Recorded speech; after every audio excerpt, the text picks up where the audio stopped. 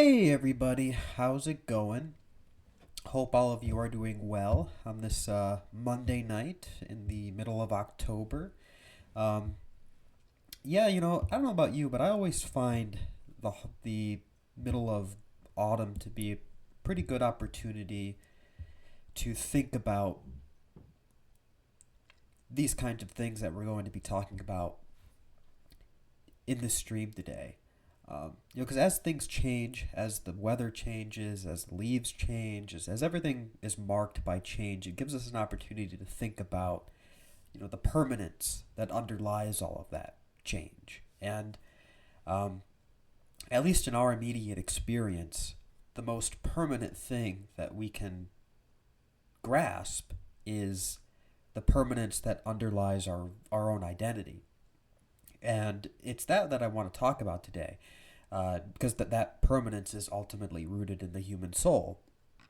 And this is going to be essentially a continuation of the series that we've been doing on Catholic eschatology. So the four last things, death, judgment, heaven, and hell. And in the last installment of this series, well, the first one really, I made a lot of assertions about the purpose for human life, the purpose for human happiness and human fulfillment, um, the spiritual nature of man and how our spiritual nature is ordered toward fulfillment in God. And I made a lot of assertions there, but what I wanted to do in this stream was to uh, just kind of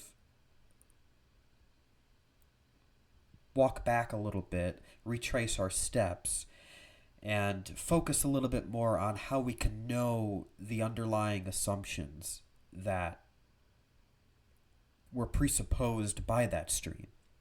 Because, one of the things that I said in that stream was that I think one of the main problems in the modern world, I think one of the most fundamental issues that characterizes modern man as modern is the fact that he doesn't think eschatologically, the fact that he doesn't view the world through the lens of eschatology, through the lens of that which transcends the world. And I think that if we're going to rediscover that, if we're going to try to cultivate that continuous awareness of the eschatological, that continuous awareness of the transcendent dimension, even to mundane reality, if we're going to do that, then we have to secure a firmness in our own convictions about these things. And I think the best way to do that is to just shore up the rational justifications that we do have for all of these preliminary truths of the faith. So I'm hoping that, like, one of the things that I hope that I've impressed upon all of you is the fact that, the existence of God, for example, is a truth that reason can ascertain. And the attributes of God, likewise, is a truth that reason can ascertain. But what I want to focus on in this stream today, and we'll also talk about other things, but what I really want to focus on is the fact that we can actually go further than that. We can also affirm even the immateriality and the immortality of the human soul. We can affirm that a as primarily a matter of reason and philosophy. And it's something that divine revelation doesn't give an argument for that. Sacred scripture doesn't give an argument for that. It just presupposes it as a given. And I think it is one of those truths that is presupposed by the act of faith. It's what we would call it, one of the preambula fidei, right? The preambles to the faith. I do think that the immortality of the soul is one of those. And I think that if we're going to try to cultivate an eschatological awareness, if we're going to try to cultivate like I said, a continuous awareness of the transcendent dimension to reality as we live in it, then I think coming to understand why we believe, or coming to recognize the underlying rational reasons for which we believe that the human soul has within itself a capacity to survive its own death, that is something that we really should plunge into. We should really try to plunge into what those rational foundations for that belief are. Because when we do that, then the immortality of our soul, its ability to survive its own death, that is something that can become as axiomatically self-evident as, say, our trust in our immediate sense perceptions of the green grass or the trees or the sky. We can have the same kind of assurance in the immortality of the soul that we have in the trustworthiness of our immediate sense perceptions that we take for granted to go about our daily living. We should also likewise, therefore, take for granted, assuming these arguments are satisfactory to you, we should likewise take for granted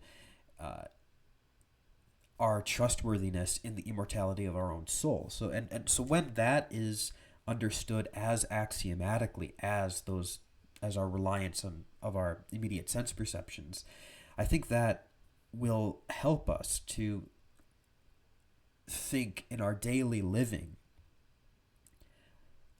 always in reference to our supernatural destiny. Because it's a little bit hard not to think about the supernatural destiny when you recognize the immortality of your own soul as a thoroughly rational proposition, as a proposition that you don't have to suspend your critical faculties to affirm. So that's one of the missions that I have for this stream. I hope that I'm able to at least illuminate that. It would take us hours to actually fully give a completely thorough demonstration of the immortality of the soul. In fact, some Catholic philosophers even believe that that's not possible. I mean, I think I have this right, and Byzantine Scotus can correct me if I'm wrong. I'm pretty sure Scotus did not believe that you could prove the immortality of the soul. So it's sort of a contentious issue in the Catholic tradition, but being primarily or mostly a Thomist, I do think that it's important to popularize St. Thomas's position, which is that you can come to know the immortality of the soul. So that's what we're going to be talking about today, or at least that's the first thing we're going to be talking about today. So we'll get into that. We'll get into the nature of the soul, what it is. We'll get into also death and the particular judgment as well. So again, this is part of the four last things. So before I get into that, though, just a reminder to hit the follow button for the Cozy channel if you want a notification when I go live. You can follow me on Twitter. You can follow me or you can subscribe to my YouTube channel as well. And of course, if you have any questions, if you have any comments, or anything like that, or if you just want to support the stream, it really helps out. You can go to powerchat.live/classicaltheist, and I'll read all of the chats that you send in manually after the monologue. And so I am recording this right now and plan on uploading it to YouTube. So if you have to dip right after you send a chat, but you want to know how I react to it, you can always catch the replay either on Cozy or on YouTube when I upload it. But of course, the Cozy ones don't stay on forever. So yeah, with that out of the way, let's get into it. So before we get into the immortality of the soul, specifically of the human soul, we're going to want to talk a little bit about what we mean by the soul in general. What is designated by the term, in other words.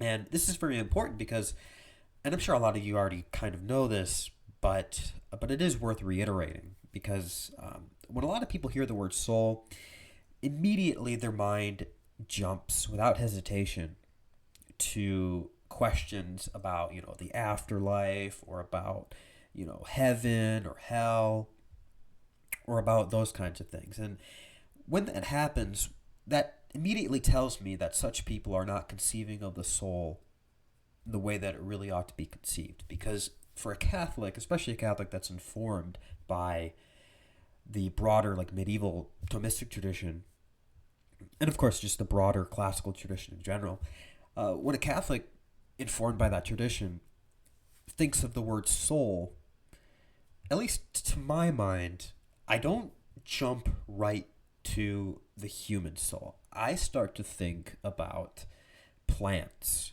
about vegetation, about trees, about animals, um, about anything that lives and grows, anything that has the life principle within it. And just to answer that question in the chat really quick, just to assure you, yes, I am going to do a series on Judaism, but I'm also going to do a standalone stream on that at the end of the month. Anyway, yeah, so I think when we think of the soul, when we hear the word soul, someone who is properly informed in the classical tradition, they're not going to immediately jump to thinking about the afterlife or about the human soul. They're going to immediately start thinking about anything that lives and grows. Because for us, we should not consider the soul in utter isolation from the rest of the material cosmos. And that's because the whole cosmos exists as an ordered hierarchy of being, with each of the hierarchical levels participating in the very same sort of fundamental preeminent perfection, and that's being.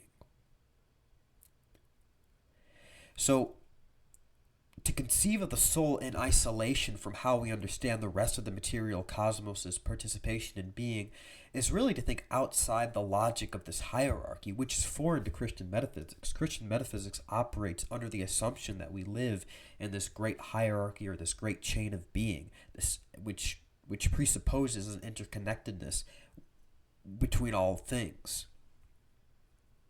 So we have to consider the soul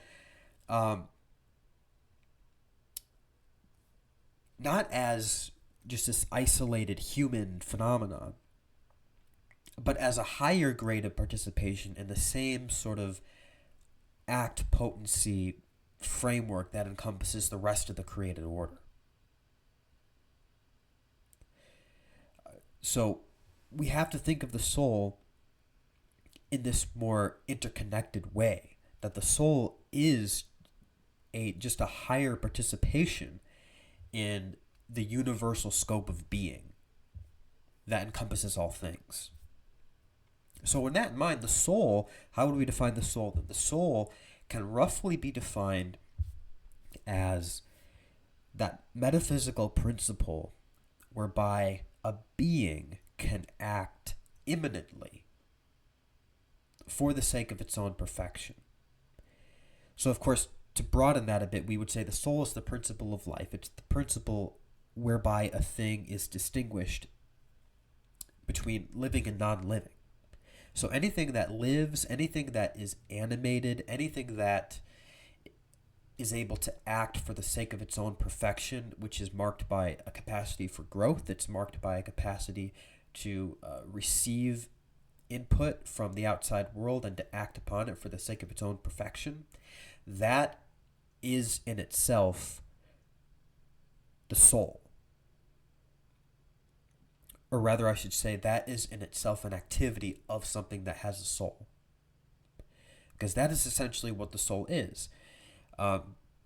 It's the principle of actuality. So it's the principle whereby an individual being can act of itself and for the sake of its own perfection. So it's a principle of actuality. And as such, its principle of actuality is immanent. So it's within itself, and therefore capable of self-movement and capable of self-growth.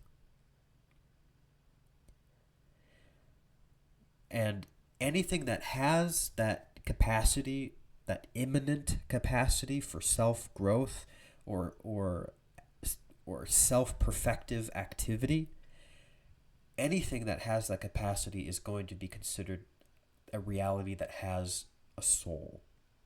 And of course, that is distinguished from inanimate matter. So you would call it like inert matter, like rocks or minerals or elements. But even those realities, it's not fully adequate to say that those realities are inert or that they're uh, altogether bereft of at least some degree of participation in what we would call a soul. Because everything has being, everything has a principle of actuality that is the foundation of its activity in the world. And everything has some end for the sake of which it acts. So activity, self-perfective activity is permeated throughout all of material reality. Even rocks, they tend towards some perfection by virtue of their participation in existence. Existence is really the root of all of these powers, of all of these perfections. The existence that everything shares, the act of being, is what grounds all of the other perfections. It is the supreme perfection. It's the first gift that God bestows upon things. And so because of the universality of being, everything is interconnected and exists along the same hierarchical order. And this hierarchical order is measured by, you could say, greater and lesser degrees of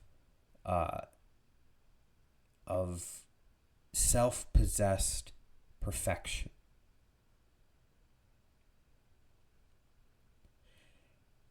And we'll get into that in a little bit more detail later, but one quick thing I'll say about that, just to help us again gain a firmer understanding of the interconnectedness of all things through being. Like I said, everything that exists on this great hierarchy of being, it's measured by greater and lesser degrees of self-possessed perfection. So the degree to which a thing can receive perfection from within itself, that is going to determine, in a way, its place or its ranking in this great hierarchy, this great chain of being. And this has very unique Christian implications, because when you think about what would be the most pure instance, you could say, of this self-possessed perfection, well, it would be the Trinity, wouldn't it? Because God, he not only possesses his own self-perfection, he is his own perfection. Why? Because he's his own being. He is his own existence. And he's the only reality that for whom that can be said, that he is his own existence. And so infinite and so perfect is his possession of his own perfection that his possession of himself within himself, of his perfection within himself, his possession of that cannot be broken up into fragmentary parts. It is fully himself. And so the object, you could say, of his self-possession is fully himself. It is not just a participation in his nature, but it is truly God of God, light of light, true God of true God. I'm speaking, of course, of the Son's generation from the Father in the Holy Spirit. These Trinitarian dynamics are marked by a perfect divine self-possession of perfection within himself and of himself and by himself.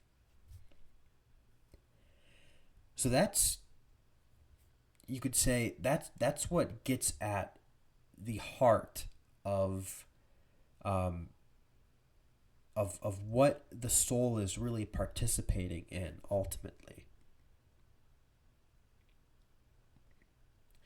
So, taken in this sense that the soul is uh, that the principle of actuality for a a for a reality that would have a soul, its principle of actuality is immanent and therefore capable of self movement and self growth. Taken in this sense, of course, as I've just said, but I want to reiterate, this hierarchy of being, this whole hierarchy of being that everything is included in, is measured by the degree to which a being has a capacity for perfection that is contained immanently within it. And of course, the highest instance of that, you could say, is the divine perfection, which is his own perfection. God possesses his perfection so perfectly that he is his own perfection. Okay? We don't have that ability. We don't have that. We are not our own perfection. We can only participate in it to varying degrees. But God is his own perfection because he possesses his own being so perfectly and so infinitely that there's no distinction between himself and the perfection that he possesses in himself. So that is, like I said, the heart of what is participated in by anything that we could say has a soul. But what then marks the definitional characteristics of the human soul? Because we know the human soul is special. I'm not trying to in any way denigrate the uniqueness of the human soul. Of course, the human soul is unique.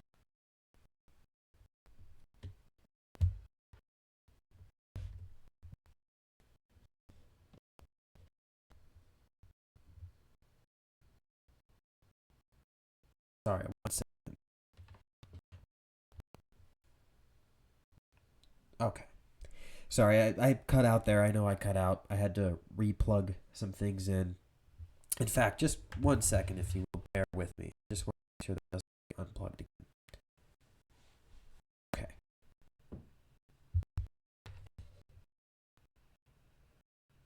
All right. Okay.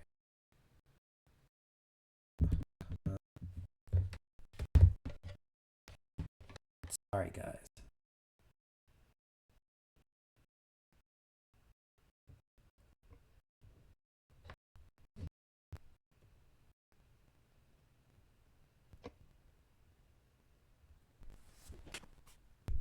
Just bear with me.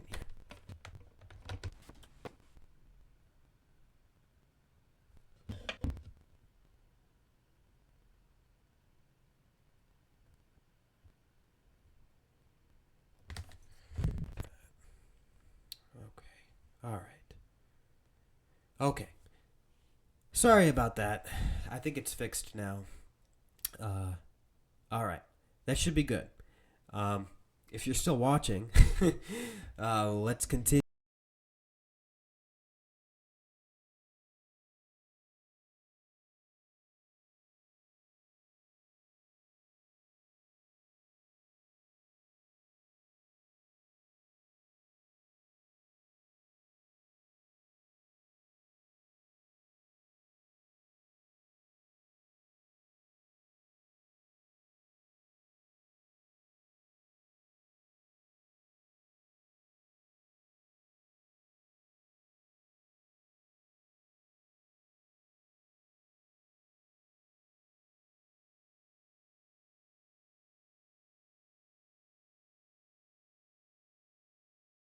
here.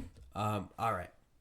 So, so what makes the human soul unique? What distinguishes the human soul from everything else? What is characteristic to the human soul? So that's the question we're going to answer, and that's what we're going to try to establish through reason, actually. So, um, first things we want to say is that the human soul is essentially a spiritual soul. So, as we've said, as I've tried to reiterate, it's not only human beings that have a soul, everything that lives has a soul. But what is unique about the human being is that he has a spiritual soul. So what this essentially means is that, and this is very subtle, so please bear with me, the act of being, so the act of existence for the human soul is principally for itself. So let me back up a little bit and talk about the other kinds of souls. So for any other soul that is not spiritual, its existence is not for the sake of itself. Its existence is solely and entirely for the sake of the composite. So, for example, a cow. The soul of a cow, it receives its existence, but when it receives its existence, it's not receiving the existence for the soul. The soul is only and solely for the body of the cow that animates the cow. So when the soul of a cow receives its existence, it's receiving existence for the soul body composite of the cow, and that's it. Which is why when the cow is slaughtered so that we can eat steak, it's gone. Of course, we believe that God in his power can resurrect any animal soul. Scotus, for example, believed that. So I'm not trying to say that difference makes that impossible or implausible in any way. But it is to say that the soul of the cow is not per se immortal. It's not subsistent in itself. That is something unique to the human soul. The human soul is spiritual, and what that means is that the act of existence for the human soul is for itself, is for the sake of itself. And so it's not merely the composite of soul and body. So in other words, for man, while the soul is, of course, ordered toward union with the body and is ultimately incomplete without the body, it does have within itself the principle of its own subsistence. And that principle of subsistence is of and for itself. And so therefore, because of that, it exists independently of matter. It is, yes, the form of the human body, and therefore ordered toward union with its body, but it has subsistence in its own right. It receives an existence for itself, and so it has substantial existence, therefore. The human soul has substantial existence. What makes something it's not a complete substance in itself, because it does require the body for completeness. And understand, this is very rare. The human being is a hybrid of spirit and matter. The human being is an oddity in the rest of material creation, and God, it's the most precious handiwork of God for that reason. But there is something strange about the human person, which is that the human being is simultaneously the human being simultaneously requires the body to have complete being, complete existence, and yet nevertheless his soul, the human soul, does have within itself the principle of its own subsistence. And so it does have substantial being in itself, considered independently of matter, because it exists for itself. It doesn't exist solely for the sake of the body to which it has union, or with which it has union. And so that's what really characterizes the difference between a human soul and an animal soul. So what are the parts of the human soul? And we're going to get into demonstrating the immortality of the soul in a minute, but I want to kind of just explain what we're really talking about here for a second. So the parts of the soul. So the human soul, that is. Because what is most characteristic to the human soul would be those faculties that flow from the spirituality of the human soul, right? Because the human soul, of course, does have the vegetative capacity. It has inner and outer senses, like the animals and like the plants. Of course, plants don't have the inner and outer senses, but they do have the vegetative capacities. So the human soul shares those capacities, but The spiritual capacities of the human soul, which makes it characteristically and uniquely human, would be intellect and will. So, because the rational soul subsists independently of matter, which is because it has existence for itself and not solely for the sake of its union with the body. So, because the rational soul subsists independently of matter, its activity, therefore, is ordered not toward this or that particular instance of being, which would be marked by its reception in matter. But because the rational soul subsists independently, its activity is ordered toward universal being. Therefore, the whole human soul is ordered towards some form of union with universal being under the aspect of truth. So, in being detached from the limitations of matter, it therefore is able to lift up its sights toward universal being, toward being that is not confined to this or that material configuration. And so this is really the underlying foundation for recognizing the supernatural destiny of mankind, because the soul's, the human intellect's capacity for universal being under the aspect of truth is ultimately just to say that the human intellect has as its ultimate end a yearning and a longing for union with the first truth, which is God. God, who is unlimited being, being in its pure universality with subsistence. Right? That is really what characterizes the definition of the intellect, is its universality in scope. So, in a certain sense, the human intellect has in itself a capacity or a power to become, in a way, all things. In other words, the whole of the material cosmos can sort of be fit into our head in a way. Because the object of knowledge for the human intellect is not in itself limited or restricted to this or that configuration of being, nothing that exists, nothing that participates in existence is really fully or thoroughly off limits for the scope of the mind's power to apprehend. So, for that reason, everything, you could say, is answerable to the human intellect. At the very least, everything that is commensurate with the spirituality of the human intellect. God, of course, is not answerable to the human intellect, and so in order to know God, we need supernatural elevation of grace, because he's infinite, and the human intellect is still finite.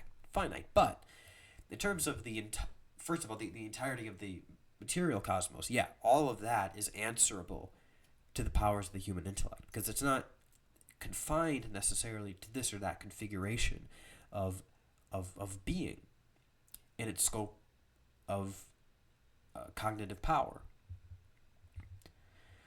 And so it's really nonsensical, for example, when atheists tend to argue for the insignificance of the human person simply because of our physical size.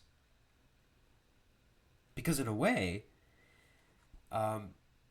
we are bigger than the nebula. We're bigger than, quasars and supernovas and galaxies. We're bigger than, in terms of the qualitative scope of our power, we're larger than anything else in the material cosmos.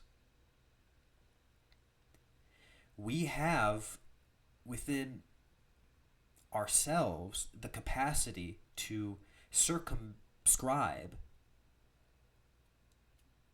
the largest object in terms of quantitative matter conceivable, because by virtue of its limitation, by virtue of being limited to this or that material configuration, such an object, such a reality falls underneath universal being, and the human intellect has universal being as its proper object of knowledge. So for that reason, we're bigger than the nebula, we're bigger than the galaxies, we're bigger than the collectivity of all galaxies. So that's just a ridiculous argument, and that's one reason why it's a ridiculous argument. There's also the fact, as I've said many times, the human person contains within himself everything that, like, all grades of the hierarchy of being. So we're a microcosm of the whole cosmos. That's another reason why it's silly to point to, like, the quantitative size of the human person as in any way indicative of our cosmic significance. It's really just carnal people who think that way because they're incapable of thinking in terms that are not, strictly speaking, sensible. Sensible in the sense of restricted to corporeal matter. So that's the intellect. Now, well, there's more to say about the intellect, right? There's two fundamental aspects to the human intellect per St. Thomas, and not just per St. Thomas, but of course St. Thomas spent a lot of time really trying to prevent a heretical interpretation of what I'm about to say. So there's two fundamental powers, you could say. There's two fundamental dimensions to the human intellect. There's what we call the passive intellect, or the potential intellect, and the active intellect, or the agent intellect. Now, there's actually a lot, you'd be surprised at how much esoteric literature there is about this distinction. In fact, there's all sorts of even St. Albert the Great compares the relationship between the agent intellect and the possible intellect, or the agent intellect and the potential intellect. There are different names for it. He compares that relationship, that dynamic, to a sort of transmutation of elements by way of alchemy. So it actually can get into very esoteric waters when you start discussing the agent intellect and the possible intellect. And it's actually a very fascinating area of medieval philosophy. It's something that you'd be surprised how much ink has been spilled over this question. In fact, it's one of those. This distinction is what gave rise to what's called panpsychism, that was very prevalent among in Muslim thought. For example, like with Avicenna, believed that there was only one active intellect, or one agent intellect, in all people. But I'm getting a little bit ahead of myself. Let me explain what these terms mean. So, in the human person's act of knowing, because we are embodied creatures, because we live in the world of sense, because the human soul, the rational soul, is always, at least before death, is always limited or constrained by its presence in matter. We come to know first through the senses. The senses pick up some data from an object, from a material, physical object, and our first cognitive interaction with that object, in other words, our first instance of knowledge, comes by way of the senses. So the senses, they pick up, they come into contact with some physical object, and they perceive it through our sensory apparatus. And what happens after that is you have, our senses are able to pick up from that object the intelligible species that makes that object potentially intelligible. And the potential intellect, the possible intellect, is basically that capacity to retain those intelligible species. But what actually makes those intelligibles actually intelligible is through some activity. Because if all we had were just potential intellects or possible intellects, nothing could actually be made intelligible, because something can only be made intelligible through some actualities, through some principle of act, because things only act insofar as they are in act. So in order to make that intelligible species, in order to abstract from matter the intelligible form, there has to be some active power to do that. And so that's what the agent intellect is. It's that capacity within each of us to abstract an intelligible species or an intelligible form from the phantasm or from the sense data that is picked up through our sensory apparatus, and that is retained for us through the possible intellect, through the potential intellect. Our active intellect is able to transmute, you could say, that which is potentially intelligible to being actually intelligible, actually understood by the human mind. And so, for example, like Avicenna thought that we all had one. Some people thought that like that active intellect, that agent intellect, was a separated substance. So, in other words, an angel. Everyone had a sort of angel that was able to change the potential, that which was potentially intelligible, to being actually intelligible. Of course, St. Thomas has the more sensible position and say that no, this is just a power that's baked into what it means to be human. So every human being has this power to abstract or to reduce from a state of potentially intelligible to being actually intelligible those things that the mind is able to understand in an act of knowing. So that's just kind of a primer on the human intellect. But of course, with that, because the human intellect has its individual subsistence, we also have, of course, the human will.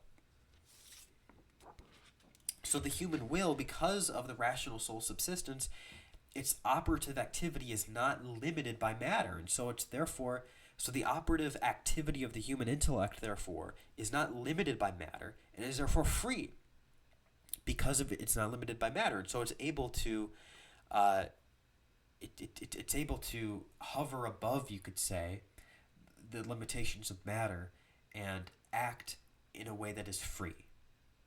So the operative activity of the human intellect is what we would call the will. And the will is therefore free because of its detachment from matter and has as its end, as its object, universal being, similar to the intellect, but under the aspect of the good. Now, in the act of knowing and willing, there is necessarily true union between the knowing and willing subject on the one hand and the object that is known and willed on the other.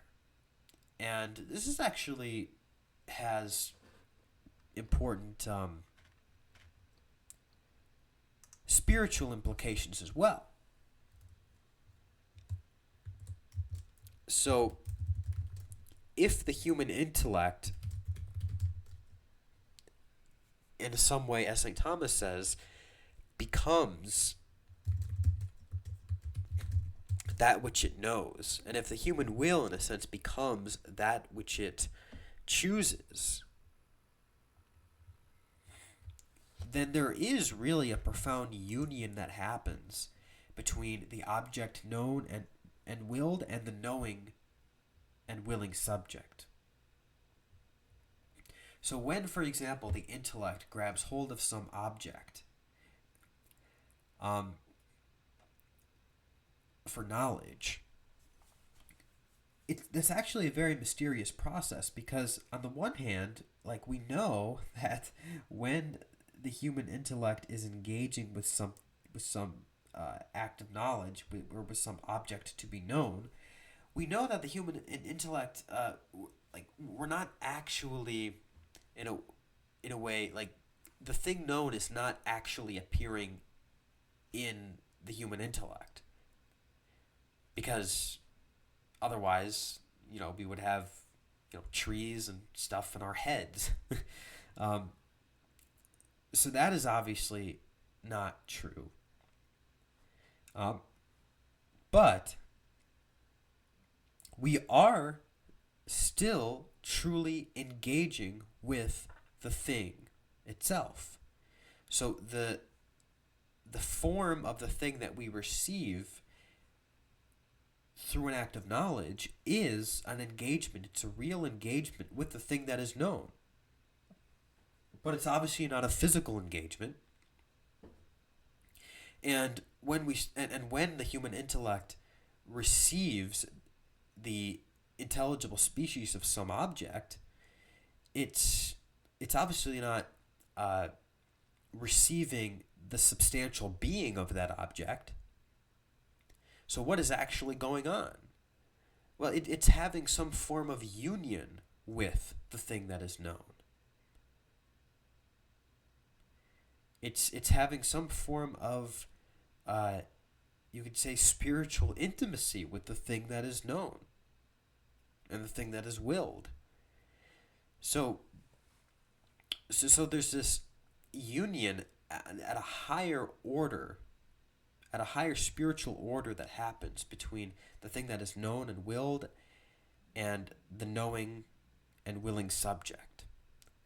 And, this is why, for example, mortal sin is so incompatible with the state of grace, because when we choose something that's evil, gravely evil, we are in a way having like spiritual conjugal intimacy, quasi-conjugal intimacy with that which is chosen, with that act that is chosen.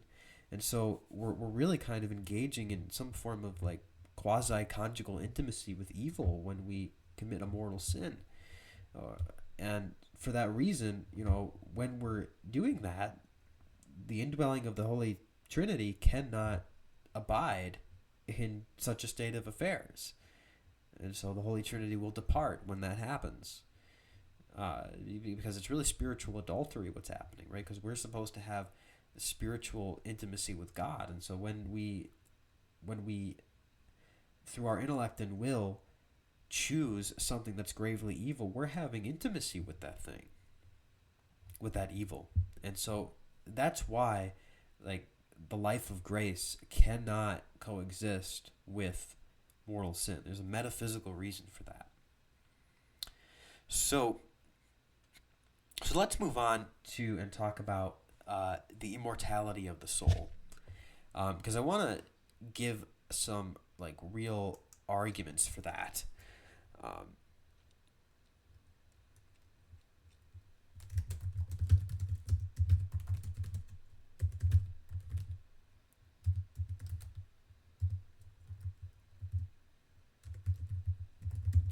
So what are some arguments for the immortality of the soul? Well, there are a lot of them, actually. There are a lot of arguments for the immortality of the soul. But I'll just give a few here. But so, in order to make more sense of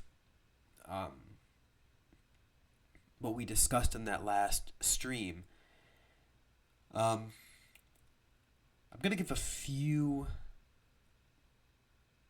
arguments that pertain in some direct way to what we talked about in the last stream. So,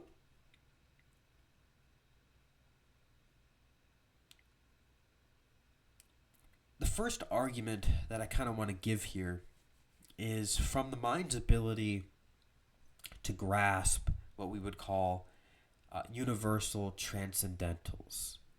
So in metaphysics, and especially in scholastic metaphysics, we have this notion of the transcendentals.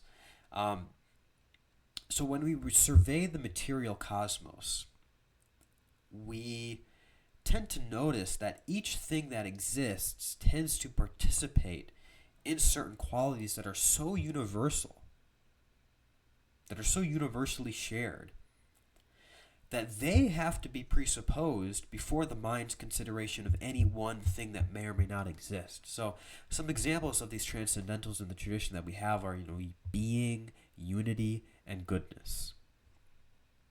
And what you notice about these qualities is that because these qualities have to be presupposed before the mind's consideration of any existing thing, well, it logically follows that these qualities therefore pre-exist the existence of any thing that may or may not exist and share those qualities. And so just to delve into that a little bit more deeply and in a little bit more detail, when we survey the cosmos, we notice a peculiar commonality, right, that is shared by anything that the mind intuits. And first and foremost of those shared qualities would be being, right?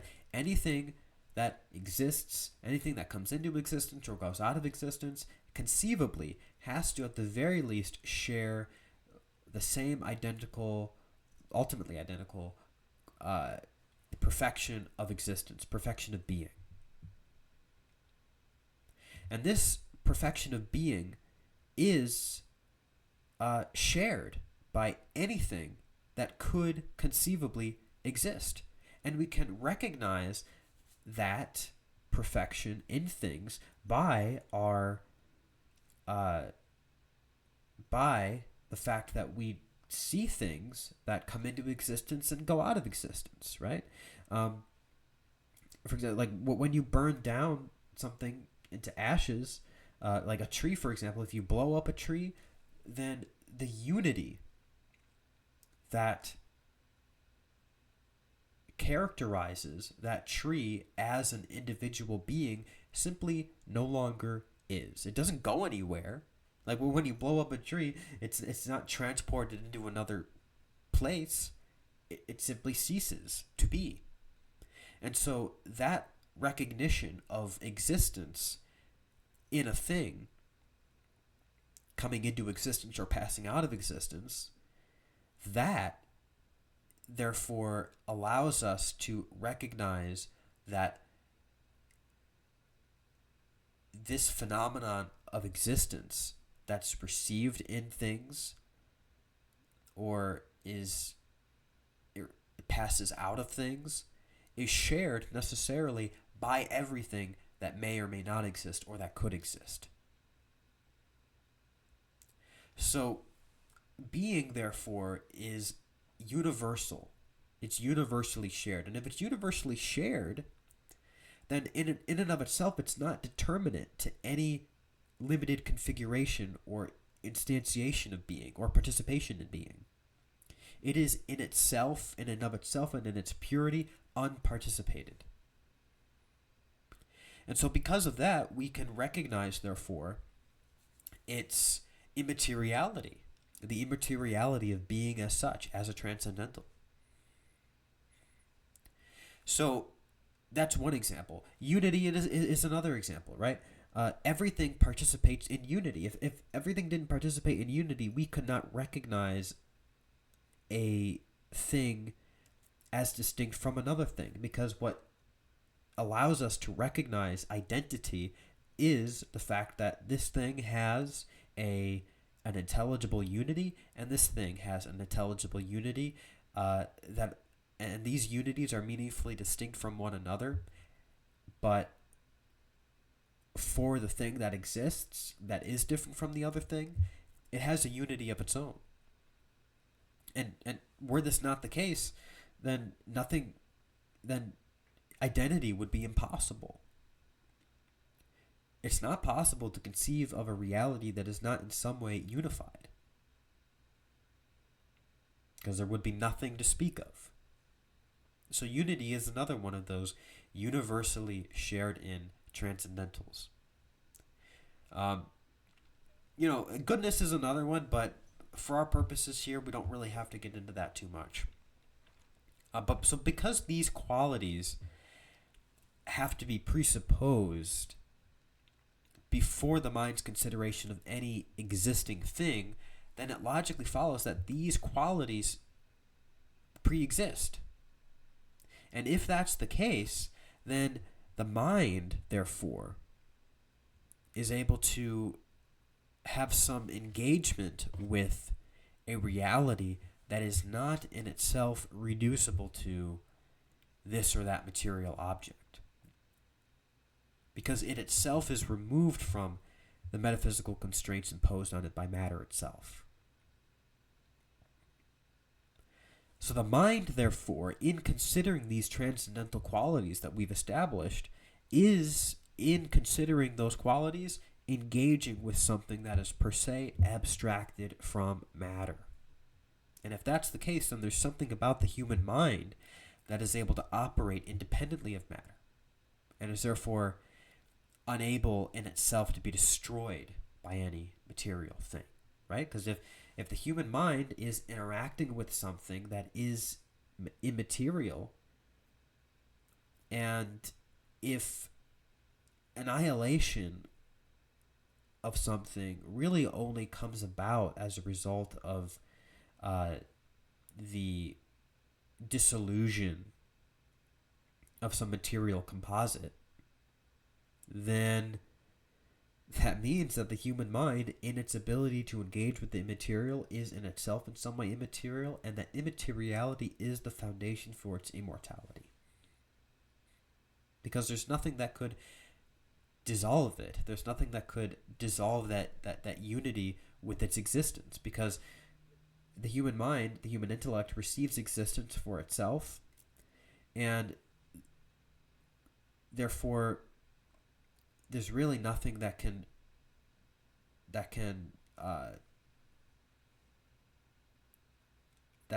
separate an immaterial subsistence from its active existence, except God. And it's kind of like, you could say it's kind of like the indissolubility of marriage, right? What God has joined together, let no man put asunder. So in other words, what God has joined together in the immaterial subsistent soul and its active existence, no created being can put asunder. No created being can separate those things. That's why also murder is wrong, right? Murder is wrong in a way because God has joined together the human soul and its body. And it just so happens that because the human soul is united to a body, when the body is destroyed, the human soul will be separated from it. But of course, that principle doesn't apply for the human soul in and of itself. But it's a similar reasoning that when God joins together the soul and the body, it's a sacred union, and that sacred union cannot be dissolved by anybody legitimately, unless given some divine sanction, which is why the only justifiable acts of killing would be killing that is done by some legitimate state, like the death penalty, or again, killing that is done, that is sanctioned by the state through a just war, because these two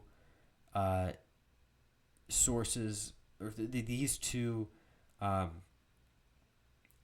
categories of action are sourced in the authority of the state, which is itself sourced in God. So it all comes back to God, in other words.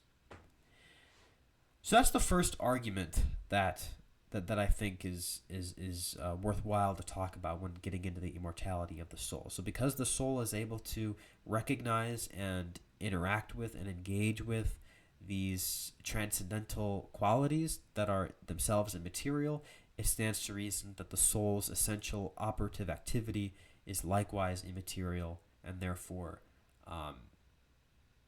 in itself immortal. Now, there's one little objection that people say, well, what about the brain? What about brain damage, right? People undergo brain damage, therefore their intellectual faculties are stunted. So doesn't that prove that the soul is its essential operation is thoroughly dependent on matter? Well, the problem with this is that, first of all, we're not Cartesians, so we don't think that the soul is some ghost in machine. The soul is the form of the body. And so insofar as the soul is in union with the body, it can only abstract intelligible species through the sensory apparatus of the human person. The sensory apparatus transforms the sense data into phantasms, and then the agent intellect can transform what is therefore in the possible intellect it can transform that into actual intelligibility.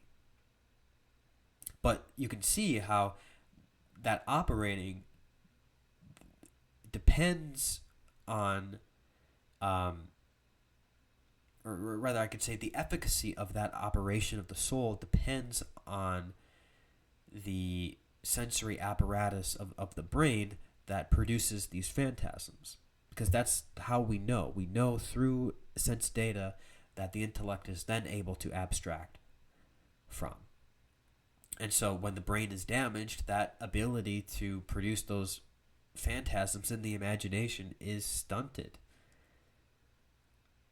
And therefore there's that disconnect that results in things like, mental retardation and things like that. Because all thinking is done through phantasms, through the use of our visual and auditory sensory apparatus. Okay. So the second argument, and this is a very similar kind of argument, but it's from a slightly different angle. From the mind's ability to know universals. So the mind can not only engage with these transcendentals, but can also engage with the immateriality that permeates through all individual created things, namely the forms of things. Now, if there was no immaterial component to material substances, in other words, if the forms of things were not immaterial in some way, then I'm going to make the claim that it would be per se impossible for there to be any real similarities between natural substances. That's my claim. And the reason I say that is because in order for two things to be truly similar, there has to be at least one respect, I would argue, in which they share some identical property. Now, if this wasn't the case, then there really could be no common basis upon which one could discern something to be similar to another thing. Whenever we say two things are similar, we're invariably trying to point out that there's some respect in which they share a given property, even if they share that property unequally. Otherwise, there's no basis for similarity. Whenever we say things are similar, we're saying, well, this is like that. Well, it means that they share in some property, however minute.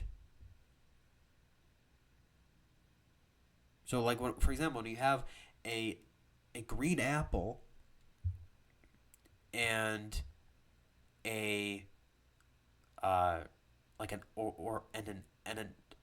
let's say a light green apple and a dark green emerald. Well, they're similar because they share an identical property of greenness, but that's participated in varying degrees. So we're always ultimately getting at an identical property that's shared, which serves as the root of similarity. So in order to safeguard this commonsensical intuition of similarity, we basically have to discern how it can be for two substances to share an identical property. If this property were reducible to material quantity, then it really wouldn't be possible for it to be truly shared between two things, because it's impossible for material substances in their quantitative materiality to be fully present in two places at the same time. Like, we all know that.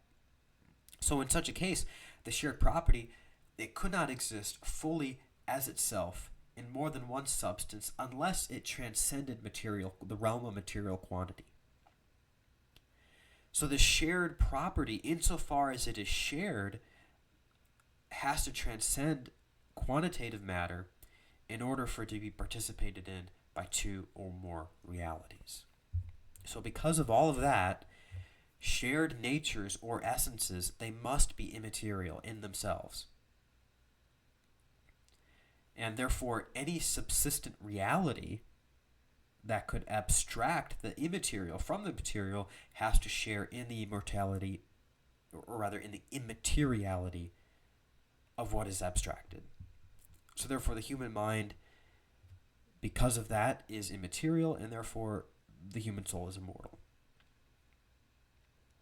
So that's the second argument.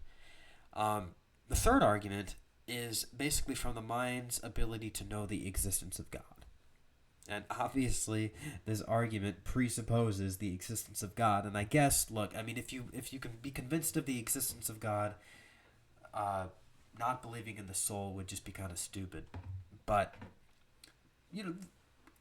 I think that, the existence of God, I feel, actually has stronger arguments for it than the immortality of the soul. So I feel like it's kind of a cheat code that you can use to get to the immortality of the soul by just proving the existence of God. So if the mind can come to know God's existence, and that's a big if for certain people, but I already did a big stream on that. I'm not going to give an argument for God's existence here. I'm going to just assume that those arguments work. So if the mind can establish the existence of God, and likewise, because the existence of God is established as the highest reality that is conceivably knowable, well, then that means that if we've established the existence of God, we have also established a yearning to know God, right? Because when we establish the existence of something, the mind immediately wants to know it. And if it can recognize the existence of something, that must mean that that thing is at least in principle knowable. And so, if the existence of God is knowable to us through the natural light of reason, then we know that we want to know God. We want to know that which is, that which can be recognized to exist, but is currently, beyond our ability to know. But we want to know who that God is. And because we want to know God, well, then that must mean that there is at least something within the human soul that is able to be elevated to knowledge of God. It can't, not by its own power, but by divine grace, of course. It must have the ability, or not the ability maybe, but the capacity for this kind of elevation to know God. And if that's true, then, and since God is supremely immaterial, then the soul would also have to be likewise immaterial in order to get at the mere possibility of that knowledge. And so the soul is immortal because of its immateriality, arrived at from that perspective. So those are the three basic arguments for God's existence, or not God's existence. Those are the three basic arguments for the immortality of the soul. Now, I know I went through them kind of quickly. I don't have time to really answer too many objections. But I mean, if you had any questions about them, you can send them in. But I just wanted to kind of expose you to those three fundamental kinds of arguments. Just because, it is like I said in the beginning of the stream, it's very important for us to come to recognize how these fundamental truths of the faith, how they can be known, even, you know, or rather, I should say, how some of them, because most of them can't be, but how some of them can be known by reason. And in recognizing the reasonability of these beliefs that undergird our faith, we can attain to a profound sense of intimate familiarity between our mind's natural mode of operation and the things of God.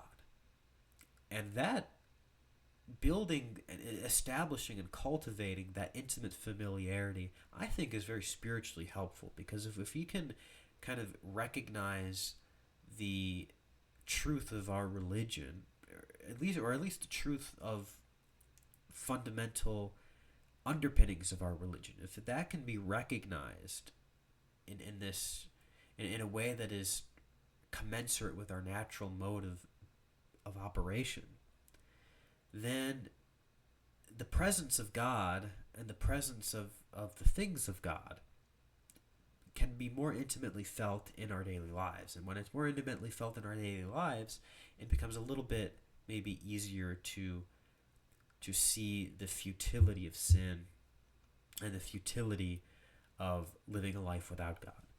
So, that's just, I hope that it's helpful for you for that purpose, at least. All right.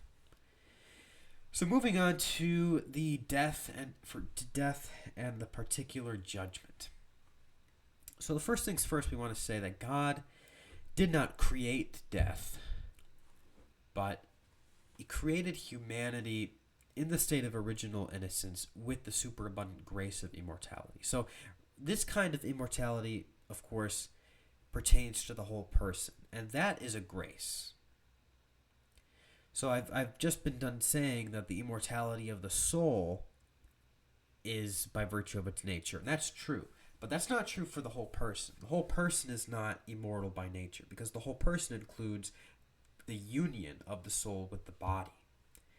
And that is not by nature immortal. What made that immortal was a special grace of God conferred on the first parents. So while the immortality of the spiritual soul stems from its natural dignity, the immortality of its integral union with the body, that is going to come from a special grace of God. So for that reason, though, because of God's generous decision to bestow that gift upon us, death is, in a way, it's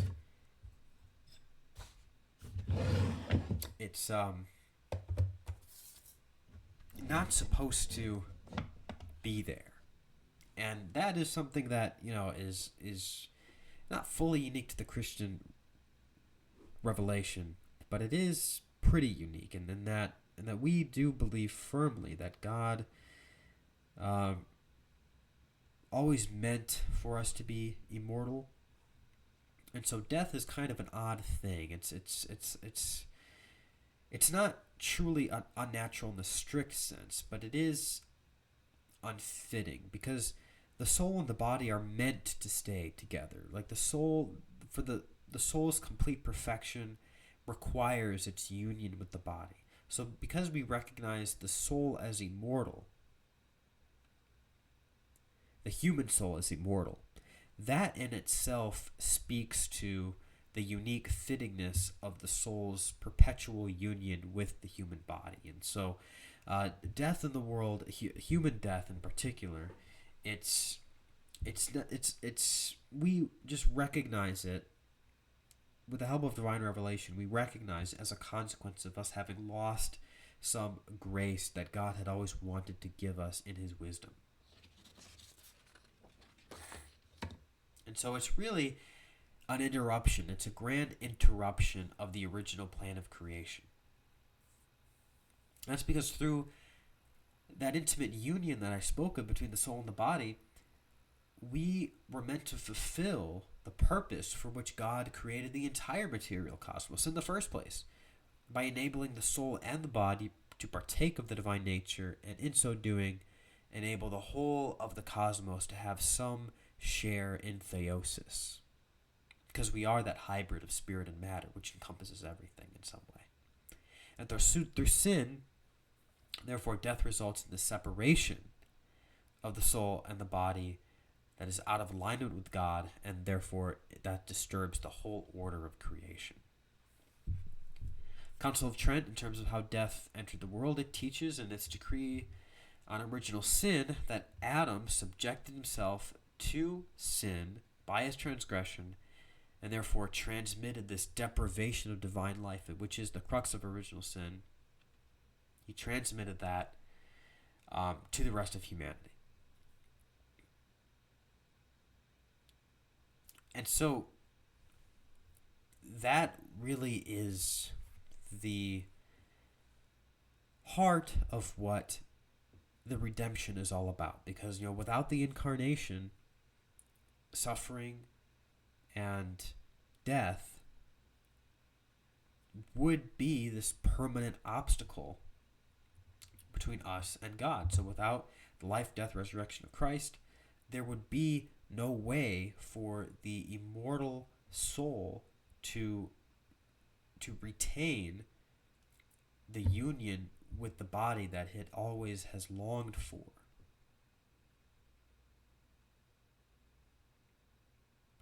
And so it's because Christ conquered death by entering into it and rising again on the third day that it no longer does retain this insurmountable dominion over our lives. And so long as we enter into death while abiding in the state of sanctifying grace, death is no longer going to serve as this obstacle between us and the divine, but it's actually going to serve as a sort of entry into the inner life of God himself. Now, once that happens, of course, we get to the particular judgment. And this is dogmatized by the faith, or by the church, in Benedictus Deus, which is, I believe, was by Benedict XIII in opposition to the error of Pope John the 22nd.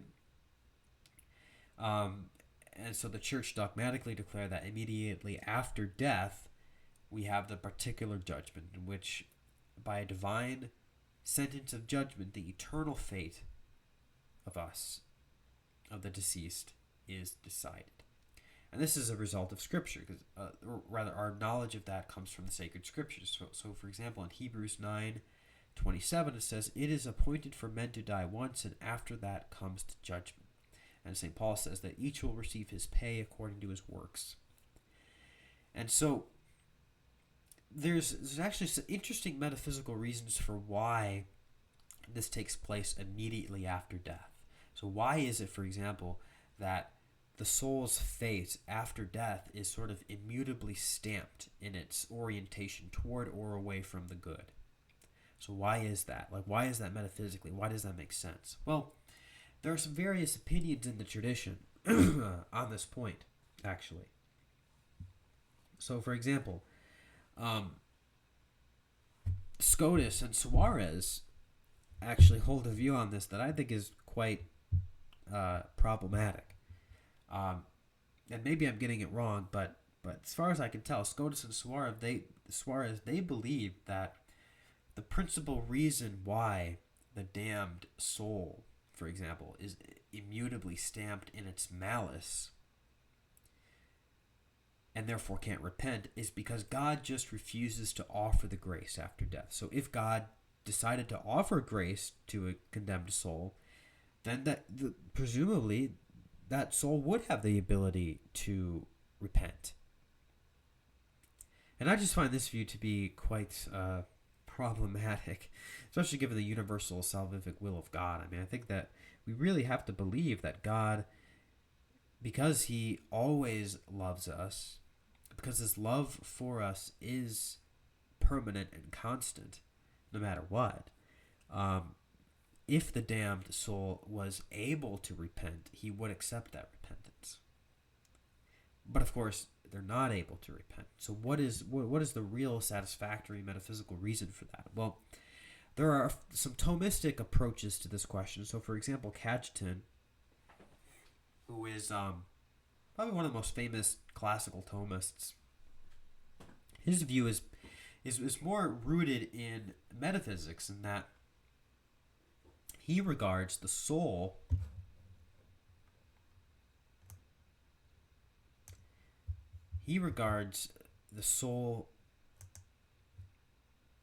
in its separation from the body as kind of approaching like a quasi angelic mode of knowing and willing, such that the soul, insofar as it's separated from the body, or rather as it is being separated from the body, is able to make sort of one last act towards or away from the grace offered to it. And because of its quasi-angelic operation, it's going to be immutably stamped in that decision. And so that's Cajetan's view, and I find it quite appealing. I really do. I mean, it's has some very unique strengths to it, because it really does get at a metaphysical reason for why the soul is immutably stamped in its malice away from God if it's, dies in a state of unrepentant mortal sin. Now, later Thomists are going to have a problem with it, though, because they're going to say that, well, even in that act of separation from the soul and the body, the church teaches that that we only have the ability to move toward merit or demerit before death. So isn't this kind of not towing that line? So later Thomists are going to opt for more of a middle path between these extremes. So, for example, they're going to kind of develop his insight. So they do sort of maintain that the soul does begin to stamp out its eternal fate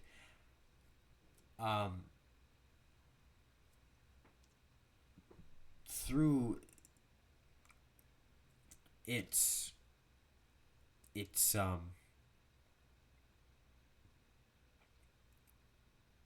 immaterial subsistence as it approaches death.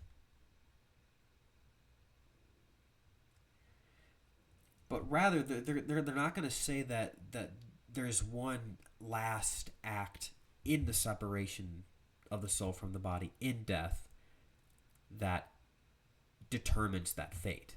It's going to be more that the last free act of our present life attains this immutability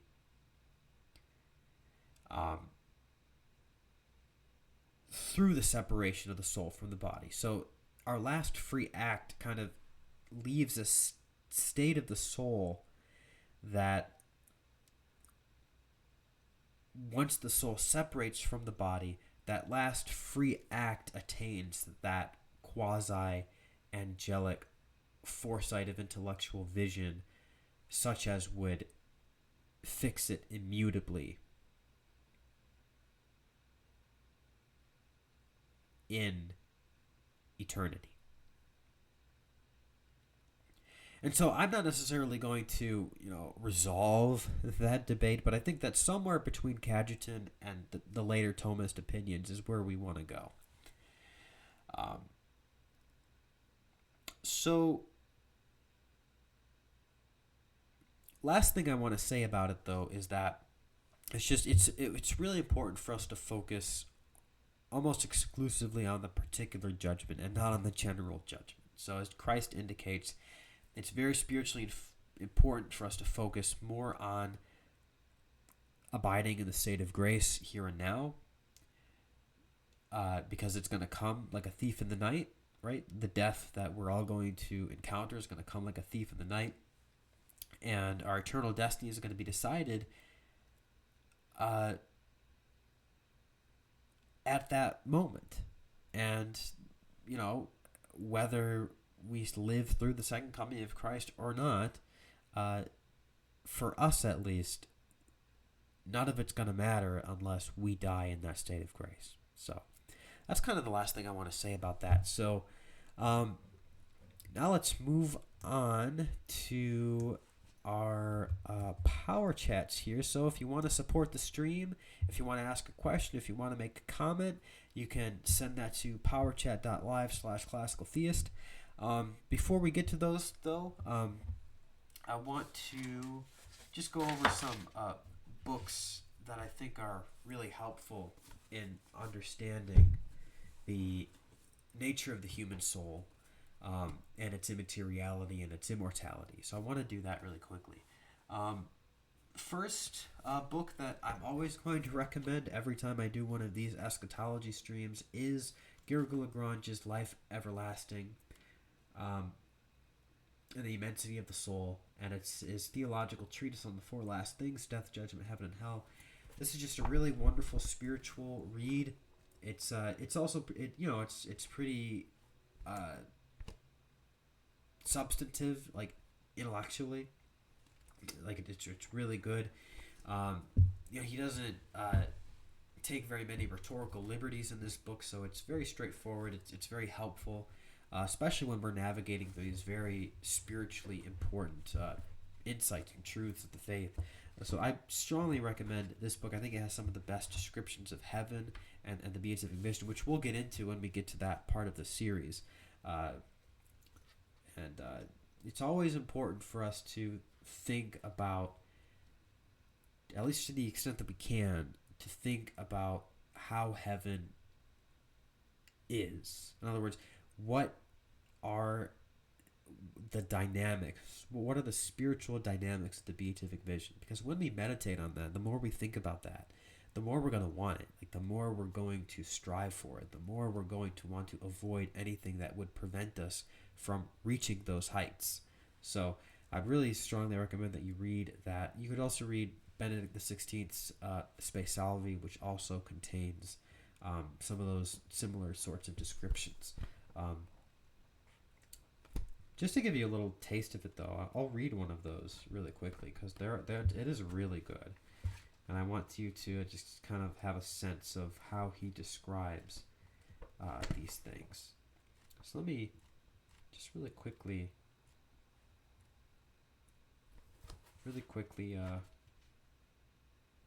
read one of these things. Okay, so he's talking about the beatific vision here, and he says, "This vision, though it is intuitive and without a medium, is still not comprehensive. God alone can know himself to the full extent of his knowableness. This limitation involves no contradiction. Here on earth, many persons see the same scene in different degrees, according as their vision is more or less good. Many intellects see one and the same truth more or less profoundly. Each grasps the proposition, subject, verb, and attribute more or less perfectly. Thus in heaven, all the blessed see God without a medium, but with a penetration that varies in proportion to their merits, but none as profoundly as God sees himself, all that he is, all that he can do, and all that he will do." I also want to read one more passage that's actually a lot better than that one. Here we go. "The blessed see the divine perfections concentrated and harmonized in all of in their common source, in the divine essence which contains them all, eminently and formally, in a far higher way than white light contains the colors of the rainbow. Thus the blessed see how mercy and the most tender, thus the blessed see how mercy the most tender and justice the most inflexible proceed from one and the same love, infinitely generous and infinitely holy. They see how the same love identifies in itself attributes apparently the most opposed. They see how mercy and justice are united in each and every work of God. They see how uncreated love, even in the decisions the most free, is identified with wisdom. They see how this love is identified with sovereign good, loved from all eternity. They see how this wisdom is identified with the first truth always known. They see how these perfections are all one in essence of him who is. They contemplate this preeminent simplicity, this purity, and absolute sanctity, the quintessence of all perfections. In this intellectual vision never interrupted, they see also how the infinite fecundity of the divine nature blossoms into three persons. They see the eternal generation of the Word, who is the splendor of the Father, figure of his substance. They see the ineffable spiration of the Holy Spirit, who is the terminus of the mutual love of the Father and the Son, who unites the Father and the Son in the most intimate and mutual self-communication. Such is the primary object of the beatific vision. And then he goes on to say,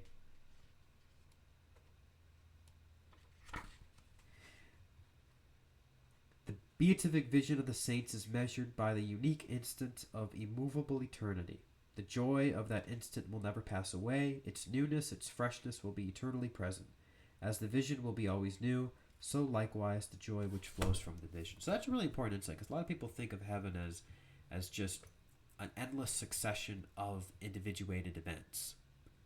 And that's not what it is. It's every event, every instant of beatific joy is as if it is entirely fresh and entirely new and never repeated. So there really are no repeated moments in heaven. Everything is new, and fully fresh.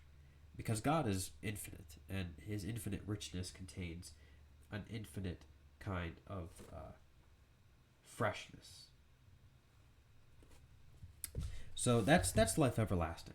Another book that's really helpful to understanding the Thomistic notion of the soul, of the human soul and the human intellect and its immortality, is The Christian Philosophy of St. Thomas Aquinas by Etienne Gilson.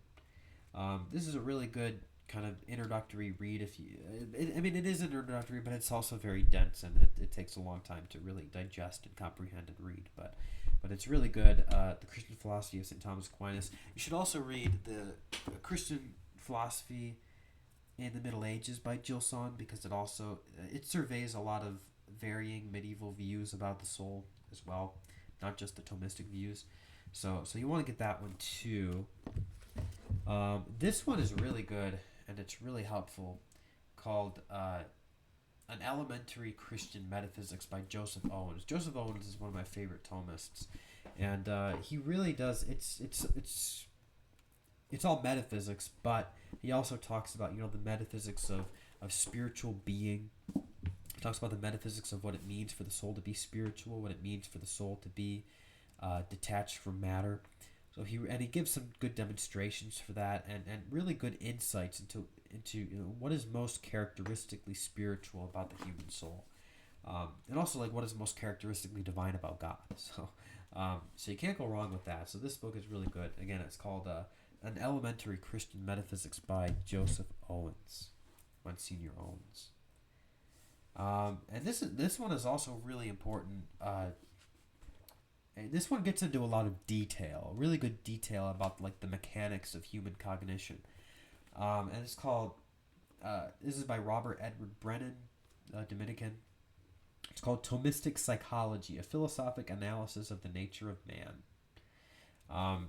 This is just really excellent stuff. There are a lot of charts and graphs, and it engages with a lot of modern psychological literature as well, and it really gives a strong case for a Thomistic account for human psychology. So it's not just about the intellect and the immateriality of mind, even though it does touch on that very heavily, but it is also just very thorough and concise in terms of charting out a Thomistic conception of human psychology, just generally speaking. And it, like I said, it engages very well, very very intelligently and very fairly with competing materialistic and behaviorist models of psychology.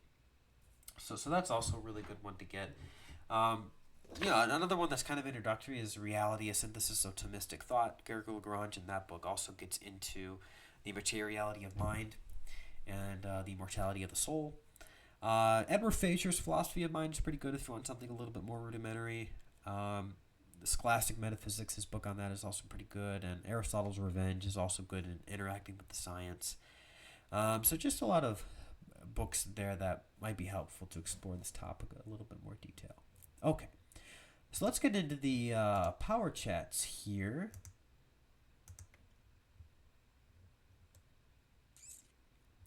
All right.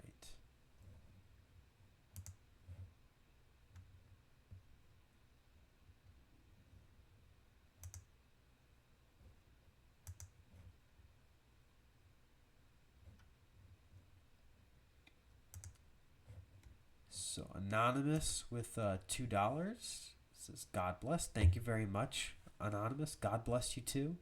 Hope you enjoyed the stream here. Wow, high praise from Saint Augustine. He sends $3. So does the fall of man represent the fragmentation of the soul? Meaning, were we once whole beings, not comprised of parts, rather a mirror of the image of God before succumbing to temptation?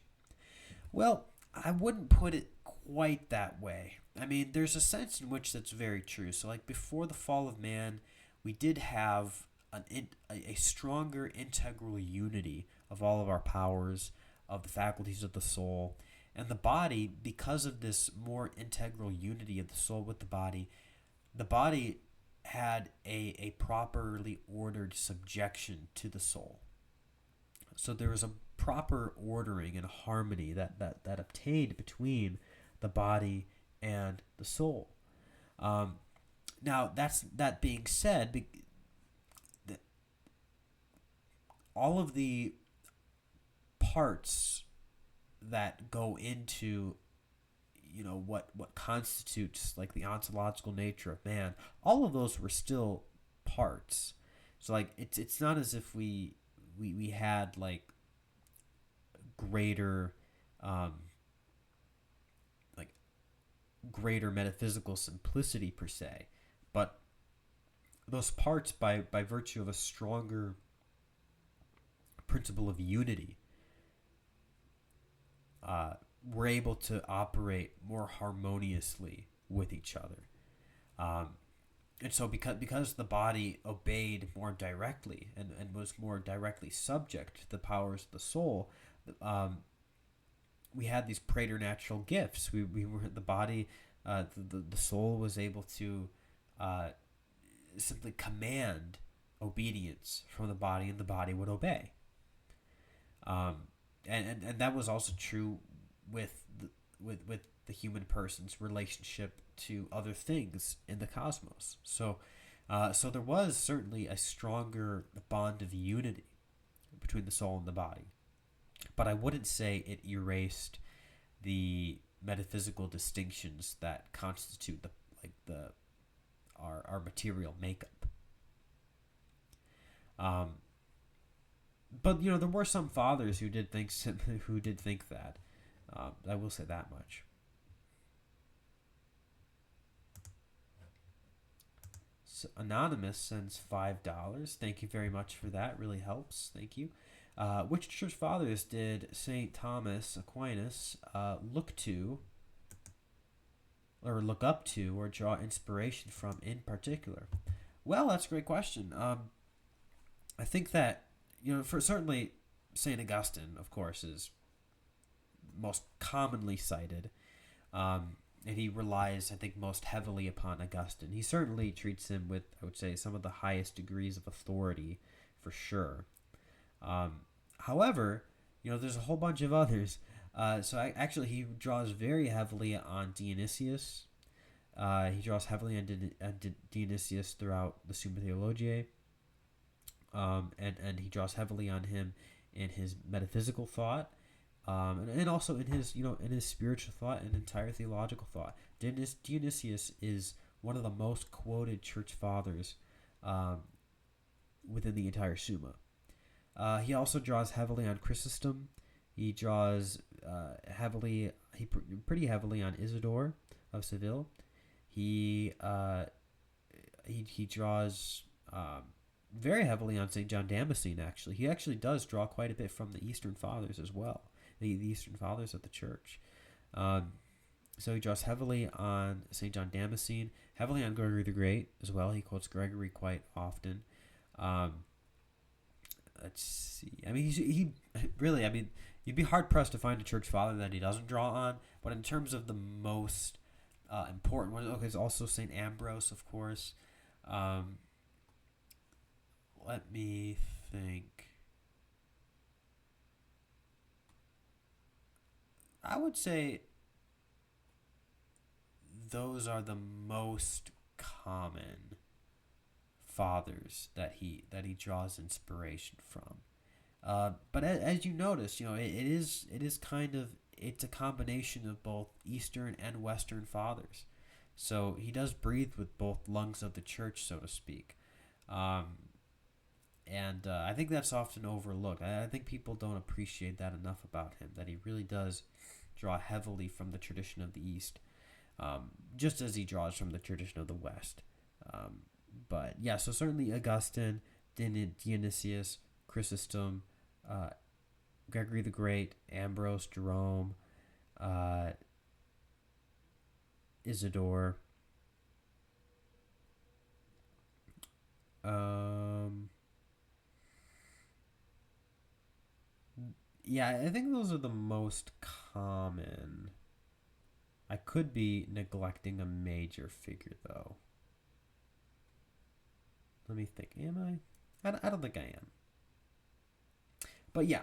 Just to answer your question, I think those are certainly the ones that he draws the most inspiration from. I would say.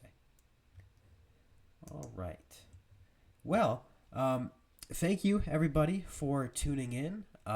Thank you to everyone who donated. Thank you to everyone who watched the stream. I hope you got a lot out of it. I hope that it was helpful in clearing up some things. I hope it was helpful in giving you some philosophical ammunition and in combating some of these atheistic accounts of the human person. I hope that you were able to gain a little bit of a deeper understanding of what is meant by the human soul and what's meant by the soul in general, right? Getting back to that interconnectedness of all things, right? So I hope that was helpful. Like I said, you can follow the channel here on Cozy if you want a notification when I go live. Follow me on Twitter. Looks like we got one more from Anonymous. What are your thoughts on Pope St. Pius X? I'm just learning about him and he seems awesome. Well, yeah, I mean, yeah, he certainly is awesome. I think that, he's he's talked about obviously a lot in traditionalist circles. That's certainly true.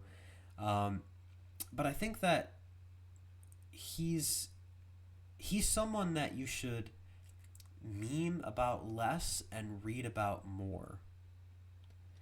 Because he has these very important and like informative encyclicals that really get into some pretty substantial depth about like the philosophical underpinnings of like modernism, for example. He's the Pope that famously deemed modernism to be a heresy, and he goes in Pascendi Dominici Egregius, he goes very thoroughly into the thought process of these modernists that were present in the church, and of course are in greater numbers today. But no, he really does spend a lot of time, and it's actually very much a chore to read, to be honest, to go into like his description of their thought.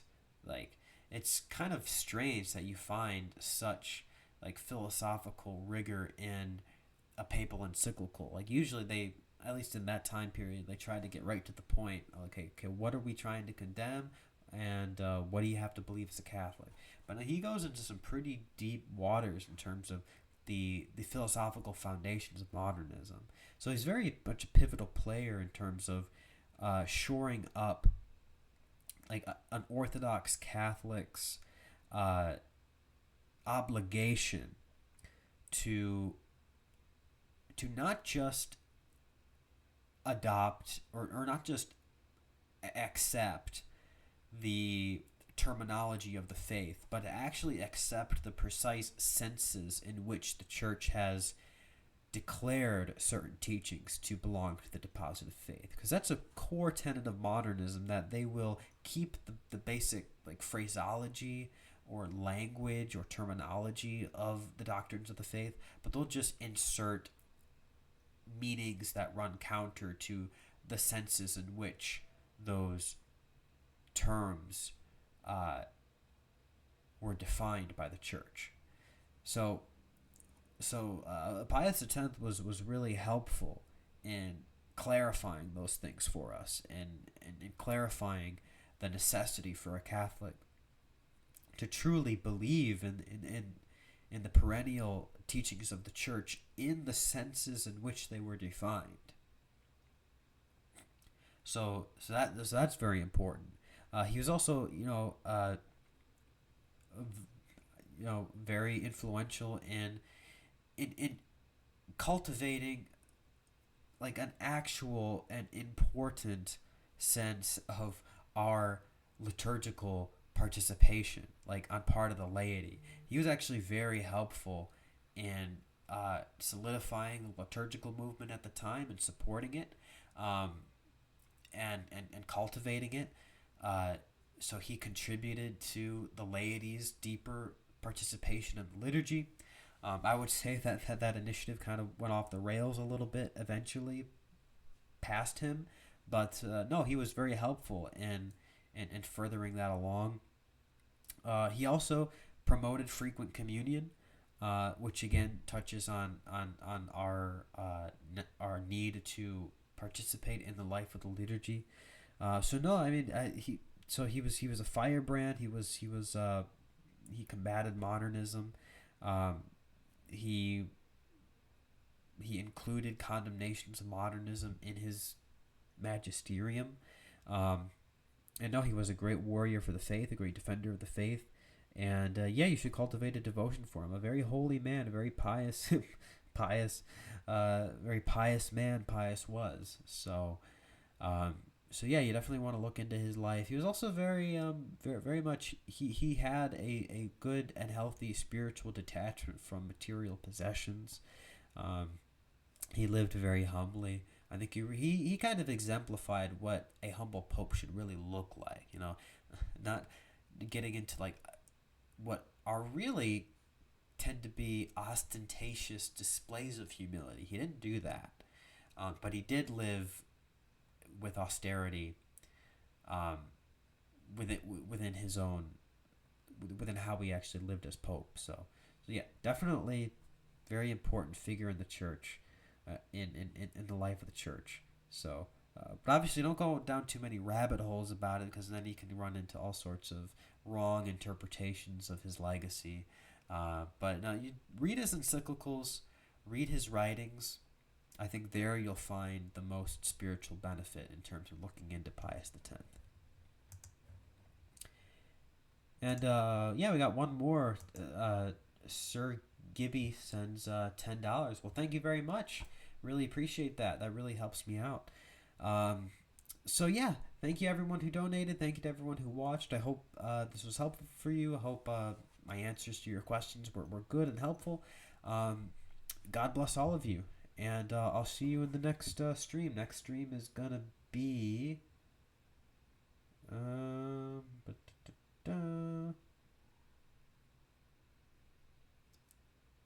next stream is going to be actually this Friday. We had to postpone the Church Fathers readings with Arvel, so that is actually going to happen this Friday at 5 p.m.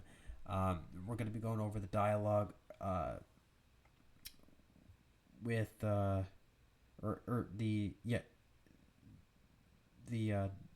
I think it's called the dialogue with Methedes, I want to say. Yeah. So we'll be going over that.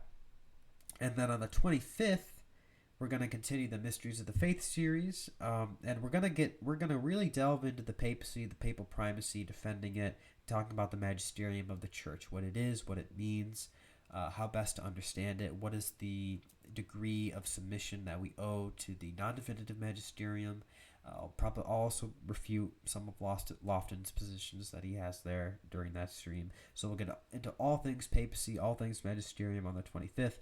And then on the 30th, we're going to do the stream on the church and Judaism. So we're really going to delve into that topic there. So, yeah, just to give you guys a heads up. God bless all of you, and have a great rest of your night.